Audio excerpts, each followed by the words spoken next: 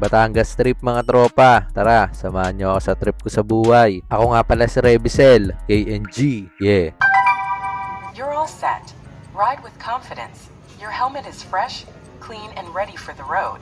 Stay safe and ride strong. Gabi ang napili nating oras ng biyahe mga tropa para makaiwas sa traffic. Pero bago yun, dumaan muna tayo sa mga kagrupo natin sa Atipeli Riders mga tropa. Patay ka sa likod, boss. May ride out kayo, ah. Ganyan. Puta, 4 hours yan, ah. Ba talaga pag bago buwan, ano? Pero may date pa, pre. Ha? Date. Ulo. Ako. Panalo. Tangko. Pangtanggal na yan. Okay. Lakas mo tumingin, pre. Napang-aga. Salamat. Well, salamat. Yon, dahil all goods na mga tropa, bumiyahe na tayo. Pero nagpagas muna pala tayo niyan. Syempre, sa nag-iisang refill. Syempre, mura dyan mga tropa para makatipid tayo. 341 nga pala ang full tank natin yan. At konting kembot lang mga tropa, nasa San Pedro Laguna na tayo. Yan ang kagandahan kapag madaling araw ka bumiyahe. Makakaiwas ka sa traffic. First stop natin mga tropa sa Laguna. Naisipan ni Mrs. magpahinga sa 7-Eleven pagkatapos namin ratratin yung EDSA eh. Saglit lang kami dyan, nagpicture-picture lang yan siya mga tropa. Tapos alis na mga tropa. Pagkalagpas ng Batangas mga tropa, ayos pa ang daan. Pero pagkadating sa Taysan Road mga tropa, butas na. First time ko matakot sa biyahe mga tropa, dito lang talaga. Mahirap pala pag gantong solo rides kayo mga tropa. Wala kang kasama. Kapag gantong madilim ang daan, lubak-lubak na, may mga baha pa.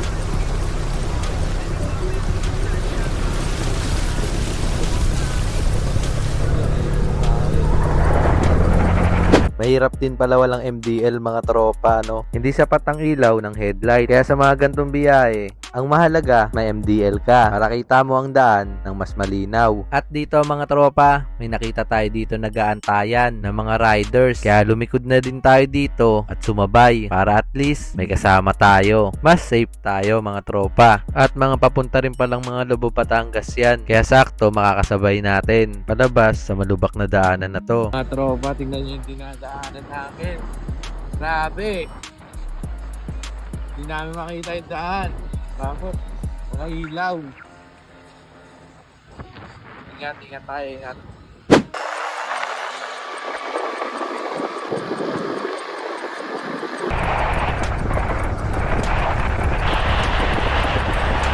Pagkadating sa resort, rekta tulog agad mga tropa. At pagkagising, rekta agad ayos ng pagkain mga tropa. Sarap yun, bossing. Tignan mo na lang ako kung gano'n kasarap.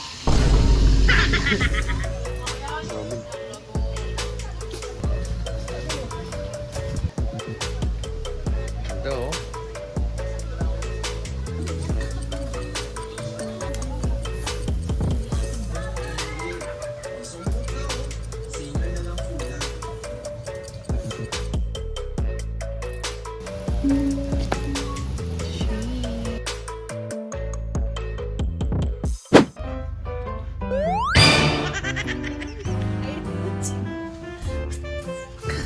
Kamusta yung biyahe mo? Ha, sa upuan. Kamusta ang biyahe mo sa upuan? Sakit sa puwet.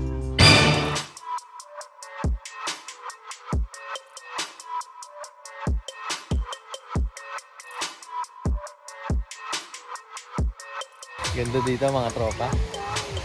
Binigay nila ang aking ano. Ganda. Boss. Yes. Luyo, ang ganda ng ite oh. Wala kami perang dala boss eh. Next time na lang boss. Shoutout ka na lang sa vlog ko boss. Shoutout. Shoutout. Hindi ko alam. Ah, di ako. Nag-benta siya ng mga perlas oh. Next time na lang boss. Ingat ka.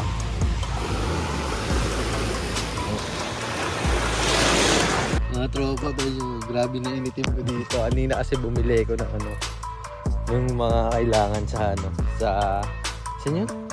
Palengke. Grabe ang init. Alam mo yung pag bumibiyahe ka, hindi mo naman no, hindi mo na mamulat yung mata mo. Ganun kanina eh, habang bumotor ako. Hindi na makita talaga eh. Ano?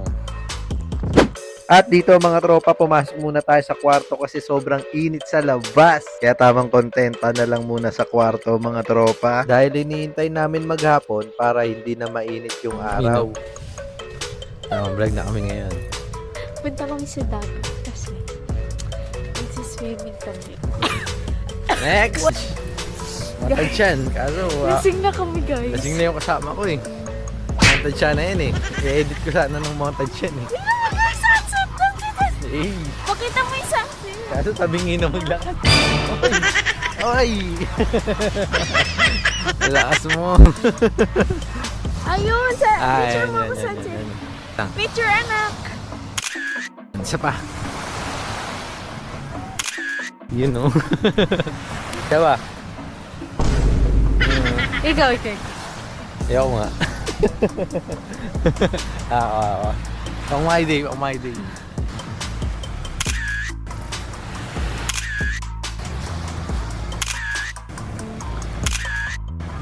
Okay na, may sound na yan. Mga sana mag $1 Let's go, yan, no? guys! Let's go!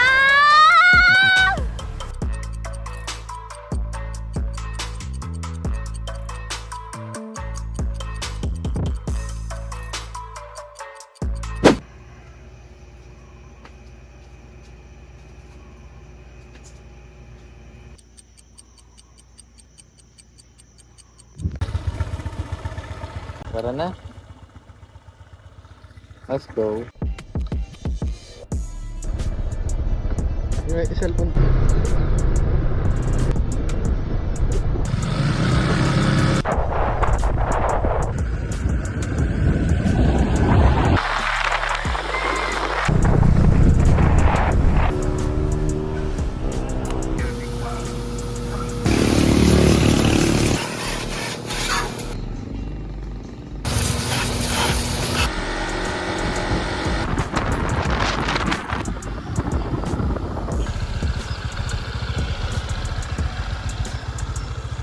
Ganda dito boss ah.